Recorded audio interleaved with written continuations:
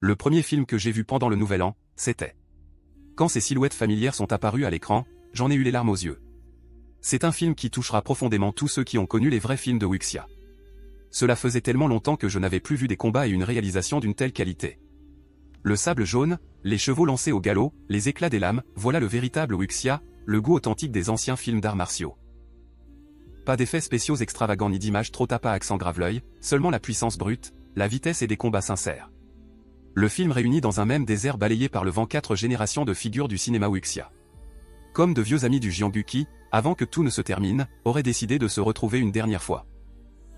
Pas pour prouver quoi que ce soit, mais simplement pour refaire ensemble ce chemin d'autrefois, pour ressortir une dernière fois les techniques qui les ont rendus légendaires. À ce moment-là, j'ai eu l'impression d'être brusquement renvoyé 20 ans en arrière. Je revoyais le petit garçon assis sur son tabouret devant la télévision, les yeux rivés sur l'écran, incapable de cligner des yeux devant ces héros capables de courir sur les toits et de voler entre les murs. J'ai vu récemment un commentaire sur internet. Quelqu'un écrivait: notre génération est probablement destinée à regarder vieillir, puis disparaître un à un, Jackie Chan, Jet Li, Tony Leung Ka-fai, Sammo Hung. Cette phrase m'a profondément touché.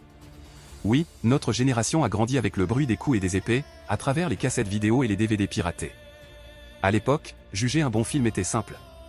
Les combats étaient-ils vrais? Étaient-ils impressionnants? Quand j'étais enfant, après l'école, ce que j'attendais le plus, c'était courir au magasin de vidéos du quartier avec mes économies pour louer une cassette. Quand Jet Li relevait les pans de sa tunique blanche, on se disait: voilà à quoi doit ressembler un vrai héros. Quand Tony Leung Ka-fai incarnait un homme du Jianghu, un simple regard suffisait à raconter toute une histoire. À l'époque, je ne comprenais pas encore toute la mélancolie qu'il portait en lui. Je trouvais juste qu'il pouvait être à la fois froid et incroyablement drôle. Quand Kara lui apparaissait à l'écran, ses mouvements précis et élégants me faisaient comprendre ce qu'était une véritable héroïne Wuxia. En grandissant, j'ai commencé à aller davantage au cinéma.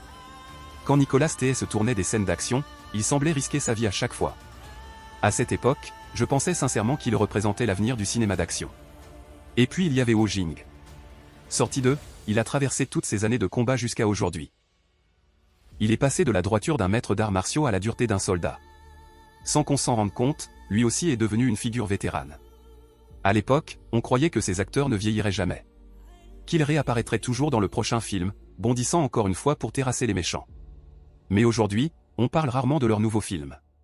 Quand leurs noms apparaissent dans les médias, c'est souvent pour évoquer la nostalgie. Ou leur vieillissement. Et à chaque fois, quelque chose se serre dans mon cœur. J'ai l'impression que, petit à petit, nous sommes tous en train de dire adieu à une partie de notre enfance.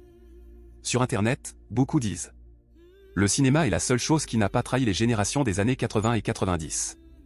C'est peut-être exagéré, mais au fond de moi, je le crois. Nos rêves de Wuxia, nos rêves de Jianghu. Les décors étaient simples, les bruitages parfois exagérés. Aujourd'hui, on y verrait 1000 défauts. Mais à l'époque, cela suffisait pour faire bouillir notre sang. Les garçons ramassaient une branche d'arbre et l'utilisaient comme une épée. Les filles mettaient un drap sur leurs épaules pour devenir des héroïnes. Sur le chemin de l'école, on ne marchait jamais normalement. On sautait de pierre en pierre en imaginant traverser un village secret du Jianghu. Alors quand j'ai vu Dao Ma marcher dans le désert avec un enfant, sous un ciel rempli de sable. Quand je l'ai vu dégainer son arme sans hésiter pour tenir une promesse. Quand ce personnage silencieux considérait l'honneur et les sentiments comme plus précieux que sa propre vie. Quelque chose enfoui depuis très longtemps s'est réveillé en moi. Oui, c'est exactement cette saveur-là. Brute. Directe. Brûlante. On dégaine au moindre désaccord, non pas pour faire le mal, mais pour protéger ce qu'on a de plus précieux au fond du cœur. Cela faisait trop longtemps que je n'avais plus ressenti cela. Ces dernières années, chaque fois que je retourne dans mon village natal, j'apprends qu'un ancien est décédé. Je vois aussi les voisins du même âge que mes parents devenir vieux.